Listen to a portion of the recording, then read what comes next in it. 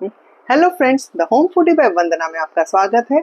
और आज हम बनाने जा रहे हैं बहुत ही हेल्दी कुकीज, वो भी किसकी? एलमंड ओट्स की, जिसमें हमने बिल्कुल मैदा यूज नहीं किया है और बटर की जगह देसी घी से बनाएंगे। तो चलिए शुरू करते हैं आज की रेसिपी। एलमंड ओट्स कुकीज बनाने के लिए सबसे पहले हम सारी सामग्री को तैयार कर लेते हैं।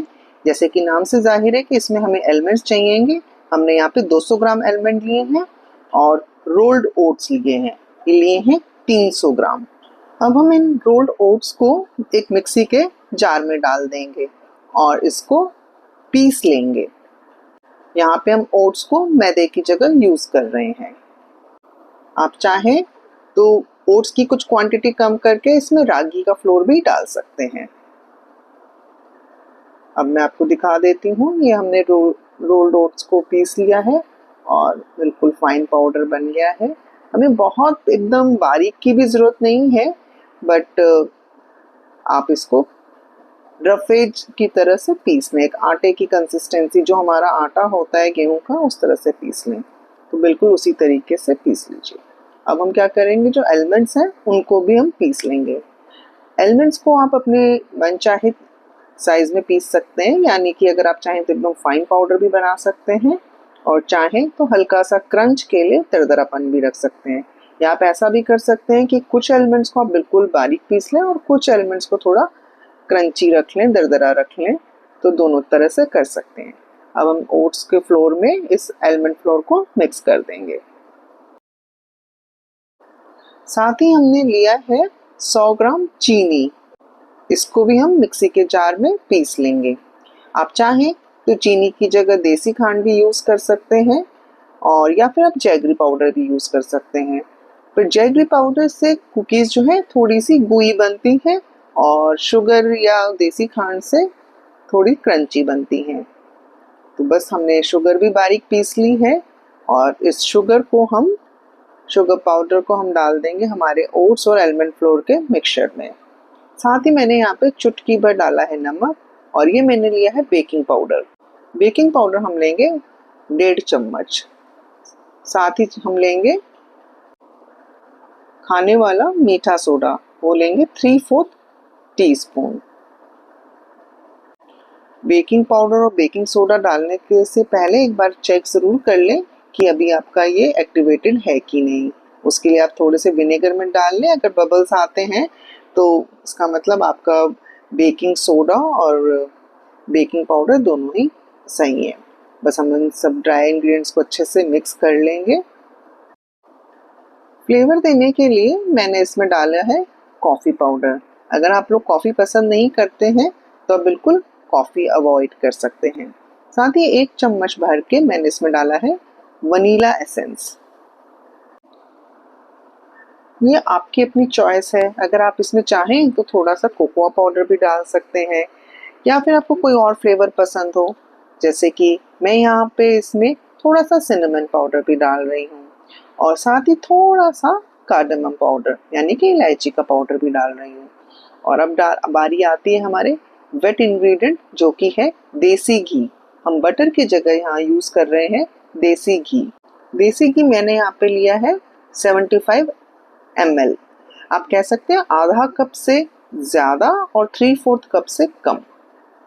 बस हम सारी ड्राई इंग्रेडिएंट्स को अच्छे से मिक्स करने के बाद में हम अपने देसी घी को भी इसमें डाल देंगे।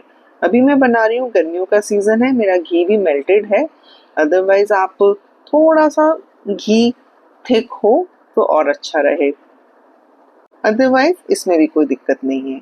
बस अब हम सारी चीज़ों को बाइंड कर लेंगे। हमें बहुत आटे की तरह नहीं गूंदना है, बस इन सारे इंग्रेडिएंट्स को इकट्ठा कर लेना है। अगर आपको ये अपना मिक्सचर थोड़ा ड्राई लग रहा हो तो हम इसमें रिक्वायरमेंट के हिसाब से थोड़ा सा ठंडा दूध डालेंगे। ध्यान रखें कि फ्रिज का ठंडा दूध रखें, नहीं तो घी के कांटेक्ट में गर्म चीज़ आने से थोड़ा मक्खन सा अजीब सा मिक्सचर हो जाता है। तो बस इसको सारों को इकट्ठा कर लेंगे। तो अब यहाँ पे मेरे को ड्राई लग रहा था, तो आप देख सकते हैं मैं बहुत ही थोड़ा सा, कह लीजिए 1 टेबलस्पून या 2 टेबलस्पून के बीच में बहुत थोड़ा सा दूध डाला है। तो आप देख रहे हैं बहुत ही हेल्दी और फ्लेवरफुल कुकीज़ बन रही है। ओट्स और एलिमेंट्स की न्यूट्रिशन है और स्वाद कॉफ़ी, सिनेमन, कार्डमम और वनीला का। इसमें ना हमने मैदा डाला है और ना ही हल्दी फैट्स। और ये कुकीज़ बन रही हैं एगलेस। तो इन कुकीज़ के लिए आप कह सकते हैं हेल्थ भी और टेस्ट भी। आपकी शाम की चाय हो या सुबह की चाय, बहुत ही बढ़िया कंपेनियन है हेल्दी कुकीज़। बच्चों को टिफिन में भी दे सकते हैं, बिल्कुल फिलिंग है ये कुकीज़। बहुत ही सॉफ्ट और क्रंची बनने वाली है हमारी ये कुकीज़। तो हमारा तैयार हो गया है। अब हम क्या करेंगे, इसको एक क्लिंग फिल्म में रैप करके छोड़ देंगे। जनरली इस डो को फ्रिज में रखने के लिए कहा जाता है, बट मैं इसको बिना फ्रिज में रखे ही पसंद करती हूँ, क्योंकि फ्रिज में रखने से क्या होता है, घी इतना जम जाता है कि उसको बाद में हैंडल करना थोड़ा मुश्किल हो जाता है। और जब हम कुकीज़ बनाते हैं तो इसका जो डो है बिखरता रहता है। तो मैं इसको बाहर ही बिना फ्रिज के ही थोड़ी देर छोड़ देती हूँ, और उसके बाद में 15-20 मिनट बाद में फिर हम इससे कुकीज़ की शेप देते हैं। अब तब तक मीनवाइल मैंने क्या किया है, जो हमारी बेकिंग ट्रे है उसमें एक पार्चमेंट पेपर लगा लिया है और हल्का सा घी से ग्रीजिंग कर ली है, जिससे कि कुकीज़ हमारी इस पे से आराम से उतर जाएं। अब हमारे डो को 15-20 मिनट हो गए हैं रेस्ट करते हुए। अब हम इसको क्लिंग फिल्म से निकाल लेते हैं। निकालने से पहले हल्का सा मसल लेंगे कि जिससे कि ये इकट्ठा हो जाए फिर से जो डो है। अब इसके क्लिंग फिल्म को निकाल के डो से इसकी बॉल्स बना लेंगे। बॉल्स ना हमें इक्वल साइज की बनानी है। इसके लिए मैं नॉर्मली एक वेइंग मशीन ले लेती हूँ, वेइंग मशीन से मेजर करके बनाती हूँ। क्या होता है कि अगर हमारी कुकीज़ अनइवन साइज की होंगी, कोई छोटी होगी कोई बड़ी होगी, तो इवनली बेकिंग नहीं होगी। इसके लिए बहुत ज़रूरी है कि हमारी कुकीज़ की जो साइज़ है वो एक सी हो।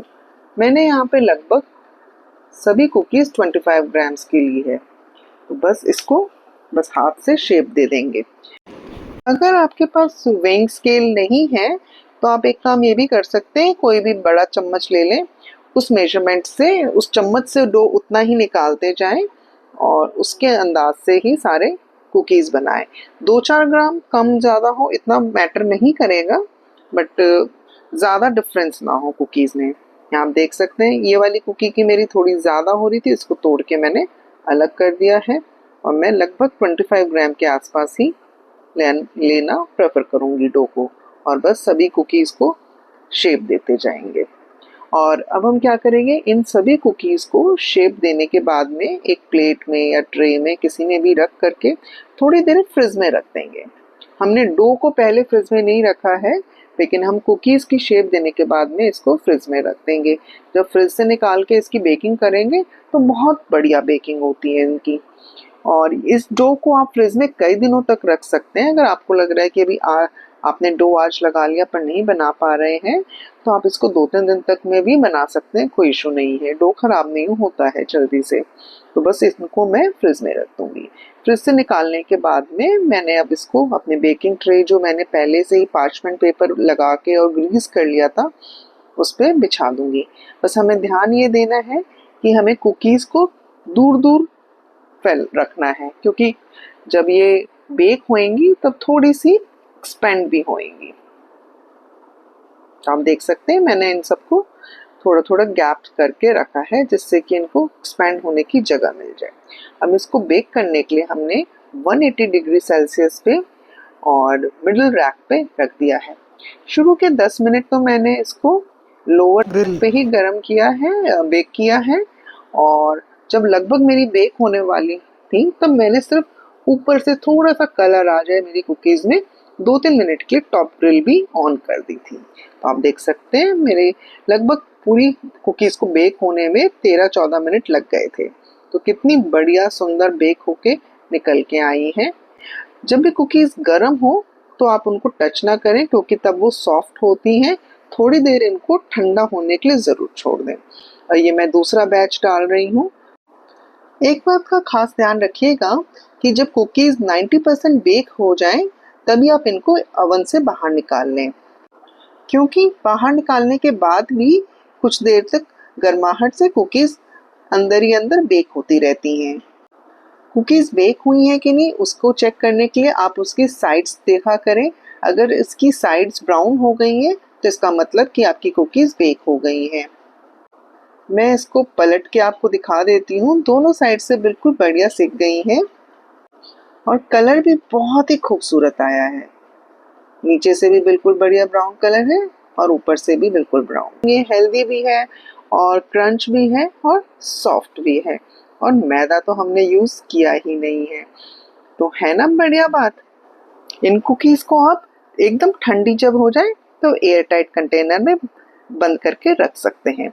अगर आपको ये रेसिपी अच्छी लगी हो तो एक लाइक ज़रूर करिएगा और अगर आप मेरे channel the home foodie by Vandana में नए हैं तो मेरे चैनल को सब्सक्राइब भी ज़रूर कीजिएगा, जिससे कि आप मेरे आने वाली आगे की वीडियोस भी देख पाएँ।